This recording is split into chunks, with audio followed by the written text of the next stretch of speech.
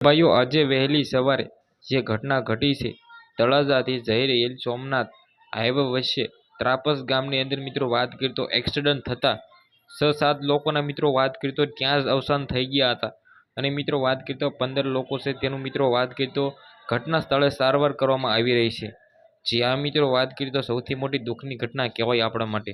હવે શું છે વિગતવાર માહિતી, બધી જ માહિતી આ વિડીયોમાં દેવા જઈ રહ્યો છું, પણ એની પહેલાં આપણે ચેનલમાં તમે પહેલી વાર આવ્યો હોય તો સબસ્ક્રાઇબ કરવાનું ખાસ કરીને ભૂલવાનું નથી અને કમેન્ટમાં ઓમ શાંતિ લખી દેજો.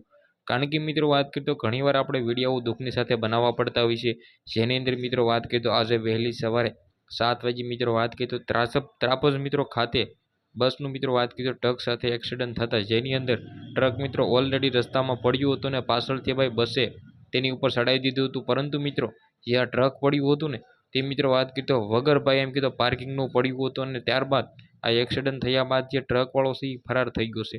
હવે મિત્રો વાત કરીએ તો આના ઉપર કાયદેસરની કાર્યવાહી કરવામાં આવશે આવનારા ટાઈમમાં, અને જોવાનું પણ રહેશે કે મિત્રો વાત કરીએ તો વગર મિત્રો વાત કરીએ તો પાર્કિંગનું આ ટ્રક પડ્યું હતું, તો ભાઈ આમાં સૌથી પહેલાં વાંક કોનો કહેવાય?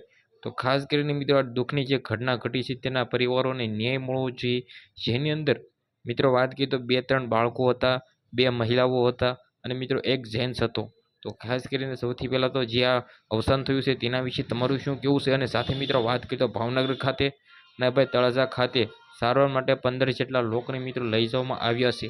તો ખાસ કરીને સૌથી પહેલાં જે રીતે આ ઘટના ઘટી છે આ અંગે મિત્રો તમારું શું કહેવું છે? તળાજાના મિત્રો ધારાસભ્ય પણ આ ઘટના સાંભળતા જ દોડતા થયા હતા અને કલેક્ટર કચેરી ખાતે જઈને આ બધું પૂછ્યું છે કે ભાઈ શું ચાલી રહ્યું છે આપણા તળાજાની અંદર. તો મિત્રો ખાસ કરીને આના વિશે તમારું શું કહેવું છે? તમારી જે પણ કહેવું હોય, રાય જે પણ હોય કમેન્ટ સેક્શનમાં બતાવી દીજો. આજના વિડીયોમાં આટલી જ માહિતી. આપણે એક નવો વિડીયો મળીએ.